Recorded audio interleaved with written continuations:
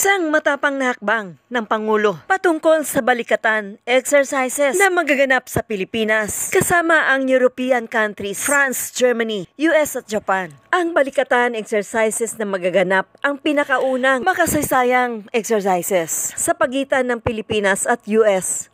Ang mga barko ng Pilipinas, US, Australian at French ay kasali ito sa exercises sa exclusive economic zone ng bansa. Ayon pa sa Executive Agent Colonel Michael Luhico, kung bakit raw tayo nagsasanay ay upang ipakita ang ating kakayahan na makipaglaban sa giyera.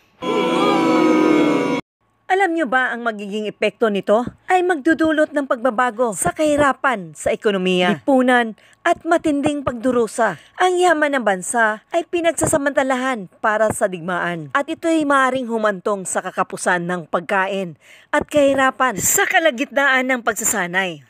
Sa buhay na apoy ay magdudulot ng pagkasira sa coral reef at pollution sa ekolohiya. Ang pagpataw ng sistemang pampolitika, panglipunan upang sila ay makinabang o may interes ang US. Ang pinsalang natamo sa ekolohiya ay nakakalason na basura at live na ordinance ay kabilang sa mapanganib na epekto ng mga pagsasanay ng US militar sa kalusugan ng ekonomiya ng ekolohiya ng ating bansa. Sa panahon ng ehersisyo, gumagamit ng mabibigat ng pambomba during exercises, mga sasakyan tulad ng tangke at barko, eroplano, that our lives will be ruined just for the sake of their political interests. Mabuti ang mga mayayaman, they can fly anytime, wherever they wanted to hide. Itayong mga mamamayang Pilipino, magtitiis sa gutom, magtatago, upang hindi tayo matamaan. Samantalang mga nakikinabang mga politiko, mayayaman, ililipad agad nila ang kanilang mga pamilya sa ibang bansa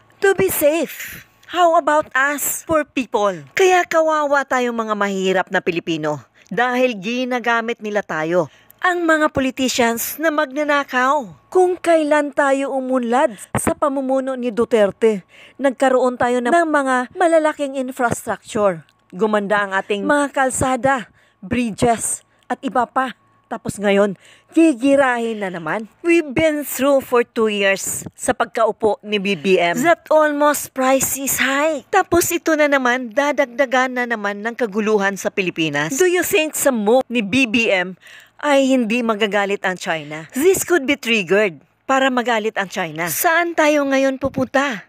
Saan tayo magtatago? And right after the war, what will happen to us? May namamatay, may nagugutuman, may nawawalan ng bahay, at iba pa na ito ang ayaw mangyari ni Duterte sa ating mga Pilipino. Kayo, handa na ba kayo sa giyera?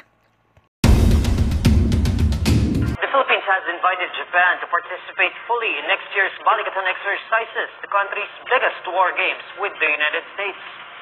In a press conference, Armed Forces of the Philippines Executive Agent of Balikatan 2024, Colonel Michael Luhico, confirms that the country has invited Japan for Balikatan 2025. Luhico made the announcement following the trilateral summit between Philippine President Ferdinand Marcos Jr., Japan Prime Minister Fumio Kishida, and U.S. President Joe Biden.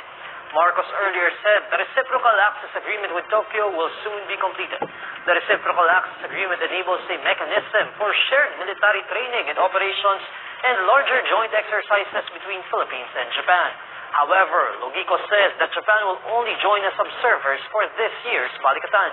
Luhico further says that other countries have manifested intention to join the Balikatan exercises but did not further elaborate on the information.